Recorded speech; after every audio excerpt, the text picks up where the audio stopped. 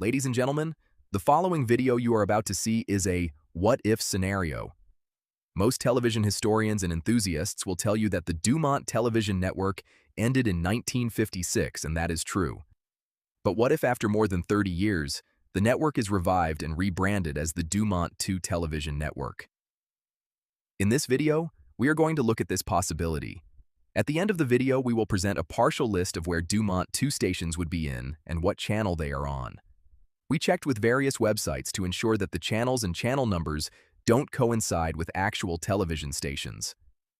In some markets, call letters can be used in the same market for both television and radio stations. Some of the call letters are used by some radio stations, but do not coexist with their television counterparts in various parts of the United States. Enjoy the video and remember, this is a what-if scenario and is for the enjoyment of our channel viewers. Thank you.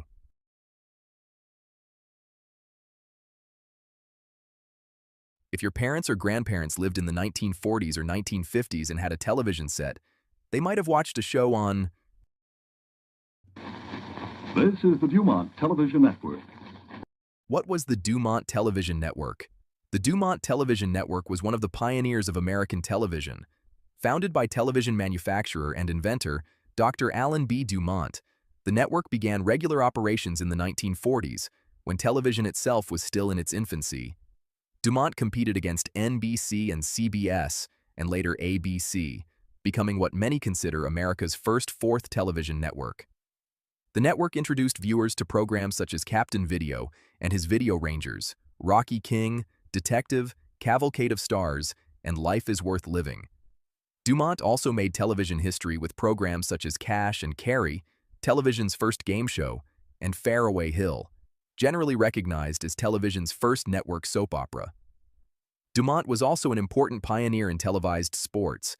The network carried professional football, boxing, basketball, and other sporting events during television's formative years.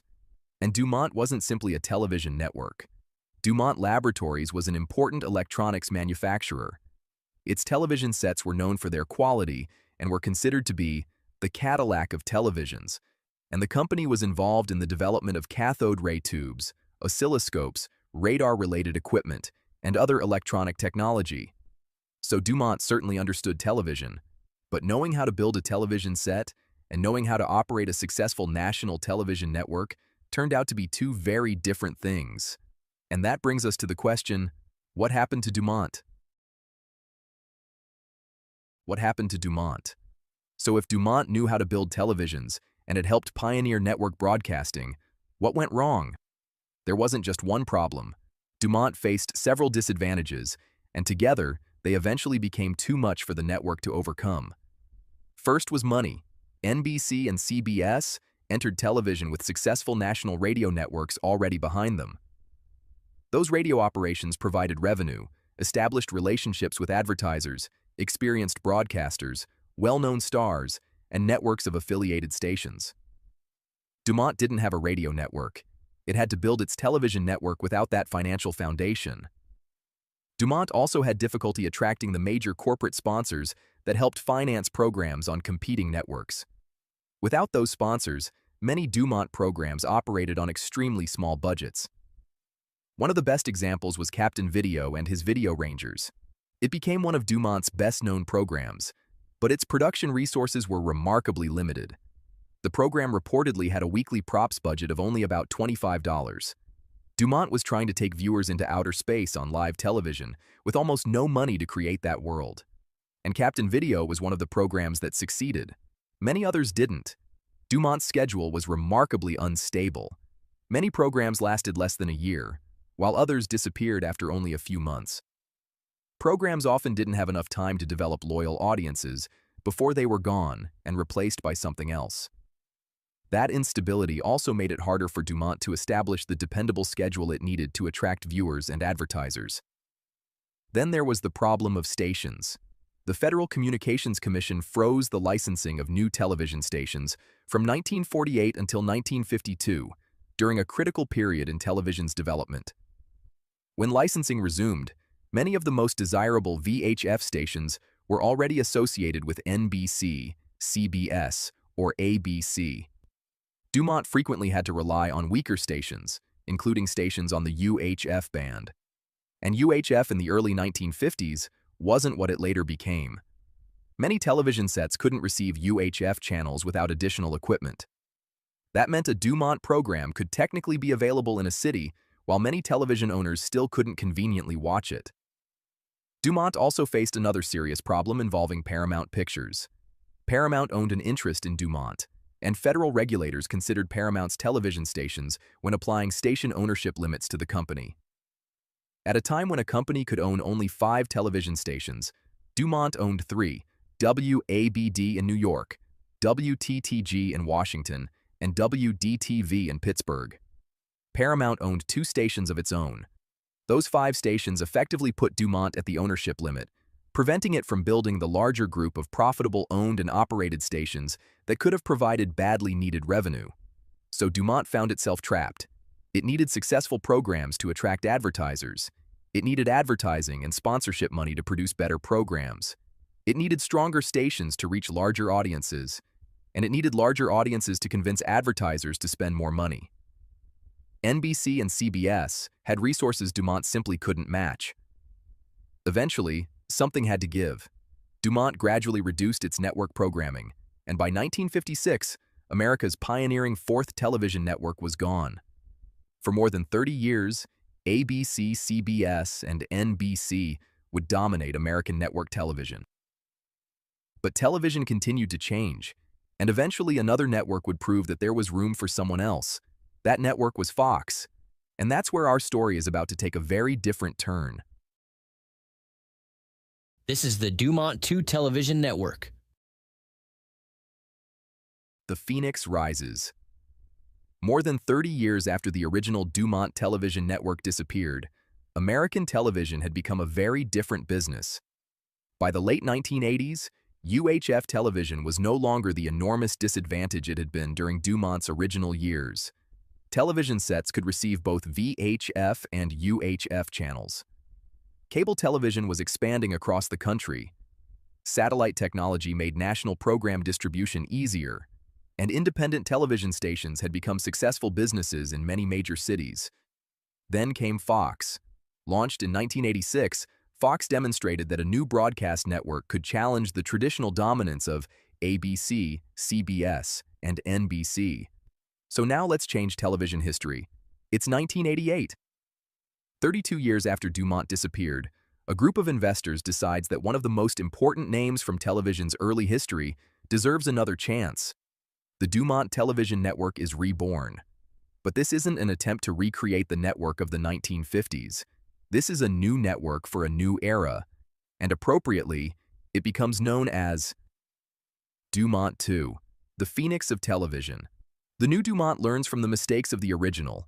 Instead of depending upon a handful of stations, DuMont2 begins building a nationwide affiliate network, particularly among independent stations looking for national programming. It also begins acquiring strategically important stations of its own. And surprisingly, the flagship isn't located in New York or Los Angeles. It's in Miami, Florida. A local independent station, WMIA Channel 19, had been broadcasting in South Florida since 1976. In our fictional history, WMIA becomes the flagship station of the newly re-established DuMont network in 1988. 1 year later, WMIA moves from Channel 19 to Channel 28. The station retains the WMIA call letters until 2008, when it becomes WKDL. Then, after 15 years as WKDL, another change takes place in 2023. Channel 28 becomes WMFL, Miami-Fort Lauderdale, the flagship station of the DuMont2 Television Network. Meanwhile, DuMont2 expands into other major television markets, eventually establishing owned and operated stations in New York, Los Angeles, Chicago, Washington, Boston, Philadelphia, Atlanta, Houston, Dallas, Denver, San Francisco, and Seattle. Affiliated stations bring DuMont2 to the rest of the country. This time, DuMont isn't going to allow a lack of distribution to help destroy the network, but having stations across America isn't enough to guarantee success. DuMont2 still has to answer the most important question in television: what are people going to watch? And that's where the new DuMont begins to separate itself from everybody else. The early years. Having stations across America was one thing. Giving people a reason to watch them was another. When DuMont2 began network operations in 1988, it followed a simple philosophy: offer something for everybody. And some of its earliest programming looked back to the original DuMont Television Network for inspiration. In 1988, Cash and Carry, the first televised game show, was revived for a new generation. But this wasn't simply a recreation of the original. The new Cash and Carry was produced inside an actual operating supermarket during regular business hours. The store remained open during taping. Customers could continue shopping normally, although the aisle being used for the game was closed while play was underway. Customers who needed to pass through that area could do so during commercial breaks, and the supermarket aisle itself became the game board. The floor featured alternating green and white stripes. The returning champion's podium was positioned on the green stripes, while the challenger's podium was positioned on the white stripes. Cash and Carry was a general knowledge question and answer game. The questions could cover virtually any subject and weren't limited to groceries. Each correct answer was worth $100 and moved the contestant another position down the aisle. 7 correct answers got a contestant out of the aisle, winning the game and an additional $1,000. Then it was time to head for the checkout. In the bonus round, the champion had 2 minutes to scan 50 grocery items. Each successfully scanned item was worth $50. Even if time expired before the contestant reached 50, the money already earned was theirs. Scan 49 items, for example, and the contestant still collected $2,450. But successfully scanning all 50 items within 2 minutes increased the bonus to $25,000. And there was another reason to keep winning: become a 5-time champion, and the contestant also won a brand new car and a trip around the world. Although its supermarket setting might remind viewers of Supermarket Sweep, Cash and Carry was very different. Supermarket Sweep was produced on a soundstage designed to resemble a supermarket. Cash and Carry put a general knowledge game show inside a real working supermarket. The revival remained on DuMont2 until 1996. Another piece of DuMont history returned in 1988 with Faraway Hill, a revival of television's first network soap opera. But the new Faraway Hill never became particularly popular. It lasted until 1991. That same year, DuMont2 introduced another daytime drama called Lessons in Life. The first daytime drama aimed at teens and young adults. It proved more successful and remained on the network until 1996. Primetime had its own original programming. One of DuMont2's first primetime game shows was Bankshot, a program built around billiards, combining skill and strategy with cash and prizes. Bankshot premiered in 1988 and remained in primetime until 1993. DuMont2 also had a program that was actually older than the network itself. After Hours premiered in 1983, 5 years before the rebirth of DuMont. When DuMont2 launched in 1988, After Hours became part of its late-night schedule. More than 4 decades later, it's still there today. News was another priority from the very beginning. News of the World premiered in 1988 as DuMont2's national evening news program. And like After Hours, it remains on the air today. By the mid-1990s, DuMont2 had done something the original network never managed to do. It survived. It had established a national identity, developed long-running programs, and learned that television programming had to keep changing along with its audience. And in 1996, DuMont2 was about to try something very different. DuMont2 evolves. By 1996, DuMont2 had established itself as a national television network, but television was changing, and DuMont2 changed with it. That year, movies became a major part of the network's schedule. From 1996 through 2006, DuMont2 presented movies in a manner more commonly associated with premium cable services such as HBO and Cinemax. Movies were shown uncut, unedited, and without commercial interruptions. That 10-year experiment eventually ended, but movies never disappeared from DuMont2. Today, movies can still be found at various times throughout the week as part of the regular schedule. As the new century began, DuMont2 also expanded its late-night and morning programming. In 2001, Night Owls premiered. Unlike After Hours, which concentrated more heavily on entertainment, celebrity interviews, comedy, and music, Night Owls offered viewers a late-night mixture of news, interviews, and current events. And more than 2 decades later, Night Owls remains on the air. Then, in 2002, DuMont2 entered the morning television competition with The Morning Show. For 17 years, The Morning Show served as the network's morning program. In 2019, it was given a new name, AM America. The name changed, but the program continued, and AM America remains part of DuMont2's weekday schedule today. DuMont2 continued experimenting with original drama as well. In 2003, Phantom of the Opera, the series premiered in prime time. This wasn't an adaptation of the famous stage musical. Instead, the series returned to the original novel for inspiration and brought the story into modern-day Paris. It remained on DuMont2 until 2007. Then, in 2008, The Adventures of Fashion Girl joined the network's afternoon schedule. The series remained on DuMont2 until 2015, but original programming was only part of the network's identity. DuMont2 also developed a unique way of bringing television history back to life. Classic game shows that were no longer in production became eligible for revival as part of the network's retro game show programming. And retro really did mean retro. The sets were designed to resemble the classic versions viewers remembered. But behind those sets was modern television technology, modern cameras, modern electronics, modern production equipment, and, most importantly for the contestants, modern cash and prizes. The sets may come from television's past. The technology, cash, and prizes come from today. Classic television also became an important part of the schedule. When most people are asleep, DuMont2 doesn't simply give up on its audience. After the regular late-night programs end, classic television continues through the overnight hours until 5 a.m., and weekends offer something else. On Friday and Saturday nights, DuMont2 carries games from the USCFL. Then, on Saturday mornings, the USCFL turns back the clock and brings viewers something that largely disappeared from American broadcast television years ago. Saturday morning animation, it's designed to recreate the experience generations of children remember from the 1960s, 1970s, and 1980s. Cartoons, animated adventures, and a reason for kids, and perhaps a few adults, to get up on Saturday morning and turn on the television.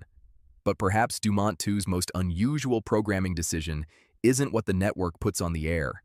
It's what the network refuses to put there. No infomercials, no political advertisements, no accident and injury lawyer commercials, and no dead air. There are 24 hours in a day, 7 days in a week. That's 168 hours every week. And DuMont2 considers every one of those hours valuable. Original programming, existing programs, news, sports, movies, classic television, game shows, and other entertainment. Whether it's 8 o'clock at night or 3 o'clock in the morning, if somebody turns on DuMont2, there will be something to watch. 168 hours a week. Every one of them belongs to the viewer. But today, having a television network isn't enough. People don't just watch television on television sets anymore. They watch on computers, phones, tablets, streaming devices, and they expect their entertainment to go wherever they go. So if DuMont2 really wanted to compete with ABC, CBS, NBC, and Fox in today's world, it would need to become something the original DuMont network could never have imagined. Not just a television network, but an entire entertainment platform. And that's where the next chapter of DuMont2 begins. DuMont2 in the digital age. For most of television history, running a network was relatively straightforward. You produced programs, you sent those programs to your affiliated stations, and viewers watched them on a television set. But today, television isn't limited to the television set anymore. People watch programs on computers, tablets, phones, and streaming devices. Some viewers still watch their local television stations with an antenna. Others subscribe to cable or satellite, and millions have moved much of their viewing to the internet. So in this alternate history, DuMont2 would have to evolve along with its audience. The traditional DuMont2 television network would remain at the center of everything. Its affiliated stations would continue broadcasting the network throughout the country, including local news and programming produced specifically for their communities. But that would only be one way to watch. DuMont2 would also operate its own streaming service, Viewers could watch the network live or choose programs on demand after their original broadcasts. Missed an episode last night? Watch it tomorrow. Want to go back and watch something from years ago? If it's available in the DuMont2 library, it's there waiting for you. And that library could become one of the network's greatest advantages. Remember, this is a network that respects television history. Classic television wouldn't be treated as something that has to be hidden at 3 o'clock in the morning. Entire collections of older programs could be available on demand, allowing viewers to discover television from generations before they were born. The same philosophy would apply to DuMont2's own programming. News, entertainment, movies, sports, original series, retro programming, and other network productions could all have a home in one place. DuMont2 could also offer additional streaming channels devoted to different types of programming. One channel might concentrate on classic television, another could feature movies, another could provide news and information, and during the USCFL season, viewers could follow football programming and related coverage.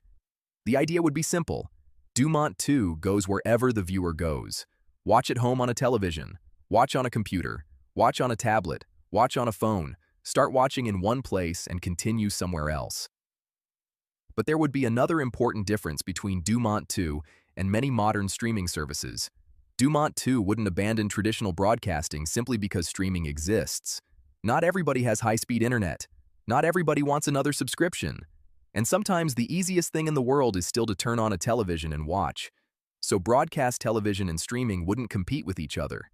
They would work together. The broadcast network would remain free over the air through DuMont2 affiliates. The digital side would give viewers additional choices, convenience, and access to the network's library. And local stations would still matter. They wouldn't simply be transmitters carrying a national feed. Local news, weather, emergency information, community programming, and other locally produced programs would remain an important part of what makes a DuMont2 affiliate a local television station. Because technology may change, the screen may change, and the way television reaches us may change. But the basic idea behind DuMont2 wouldn't. Give viewers something worth watching, make it easy for them to find, respect television's past without being trapped by it, and use modern technology to build what television can become next. The original DuMont network helped pioneer television when the medium itself was new. Perhaps the most appropriate tribute to that network wouldn't be trying to recreate 1946. It would be doing what DuMont did in the first place, experimenting, taking chances, and helping television move forward. In this alternate history, DuMont didn't disappear. It evolved. Could DuMont and Fox have been the same network? One of the most interesting twists in the history of the DuMont Television Network is that its story did not completely end when the network stopped broadcasting in 1956. In a strange way, part of DuMont survived, and decades later that surviving piece helped create another television network. Fox. This doesn't mean Fox was simply DuMont under another name, but there is a genuine historical connection between the two. And it raises an intriguing question for our alternate history. If DuMont had survived, would Fox ever have needed to exist as a separate network? When the DuMont Television Network shut down, its television stations did not simply disappear. Two of the most important were WABD in New York City and WTTG in Washington, D.C. The broadcasting operation continued after the network itself was gone, and DuMont Broadcasting Corporation eventually became Metropolitan Broadcasting Corporation.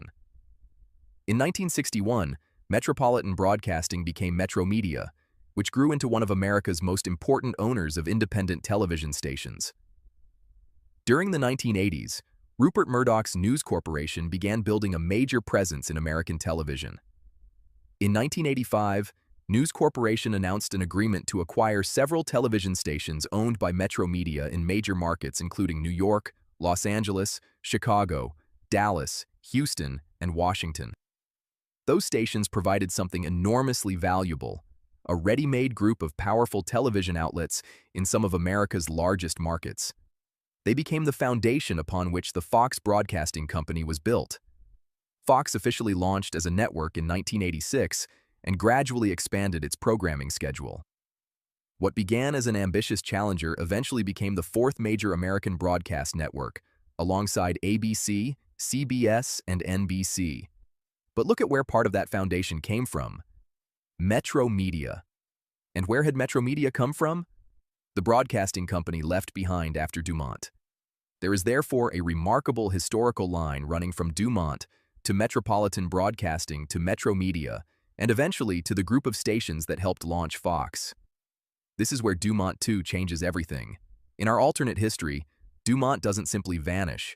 The network is eventually revived, rebuilt, and transformed into DuMont2. That means the television assets and corporate legacy that became Metro Media in our history could have developed very differently. Suppose that by the 1980s, DuMont2 was already operating as a growing fourth television network when News Corporation entered the American television market. Instead of buying former Metro Media stations and using them to construct an entirely new network, perhaps News Corporation invests in, acquires, or joins forces with DuMont2. Suddenly, there is no need to build Fox from the ground up. The stations are there, the network infrastructure is there, the affiliates are there, and most importantly, the history is there. News Corporation could still have introduced the Fox name somewhere within the organization. Perhaps Fox becomes an entertainment division or major programming brand, while the television network remains DuMont2. Another possibility is a merger of the two identities, or perhaps Fox eventually becomes the modern name of DuMont itself. Instead of television history saying America's fourth major network began in 1986, historians might trace its ancestry all the way back to DuMont's original broadcasts in the 1940s. For decades, television companies tried to establish a successful fourth network to compete with ABC, CBS, and NBC. DuMont had already attempted it during television's earliest years, and Fox finally succeeded decades later. Yet through the Metro Media connection, a piece of DuMont's history was sitting underneath Fox from the beginning. That's what makes this alternate history so intriguing. If DuMont had possessed the financial strength, station ownership, and long-term backing necessary to survive, perhaps television wouldn't remember DuMont and Fox as two separate attempts at creating America's fourth network. Perhaps they would be remembered as two chapters of the same story. Maybe the fourth network didn't need to be created in 1986. Maybe it had already been created 40 years earlier. Its name was DuMont. The DuMont2 affiliate network. A national television network is only as strong as the stations that carry it. In our alternate history, DuMont2 would need a nationwide collection of owned and operated stations and independently owned affiliates to compete with ABC, CBS, NBC, and Fox. The original DuMont Television Network had affiliates throughout the United States, and many of those stations eventually became affiliates of other networks after DuMont disappeared. Some of their original call letters survived, some changed, and others disappeared from television altogether. For DuMont2, we're going to imagine a different history. The network would own stations in several of America's largest television markets, giving DuMont2 a strong foundation in major cities. These owned and operated stations, commonly called O&Os, would serve as the backbone of the network. Beyond those cities, independently owned local stations would affiliate with DuMont2. They would carry the network's national programming while continuing to provide local news, weather, community programming, and other programs specifically for their own markets. Some of our fictional stations will even borrow call letters from stations that once carried the original DuMont network, giving the new network another connection to its past.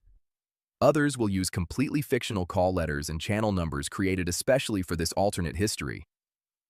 We're not going to list every DuMont2 affiliate in the United States. Instead, here is a representative look at some of the major cities where viewers could find DuMont2. First, the DuMont2 owned and operated stations, followed by selected affiliates across the country.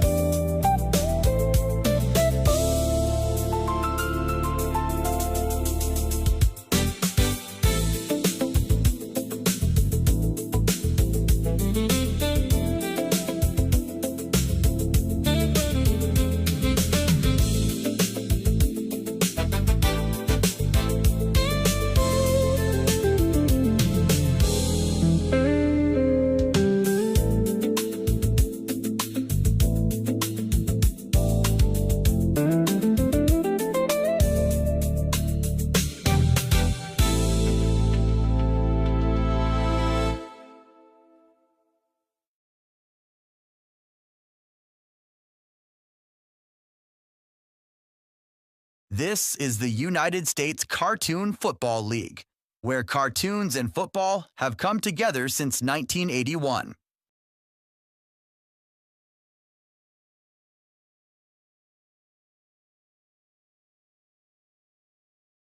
You're watching DuMont 2, the phoenix of television.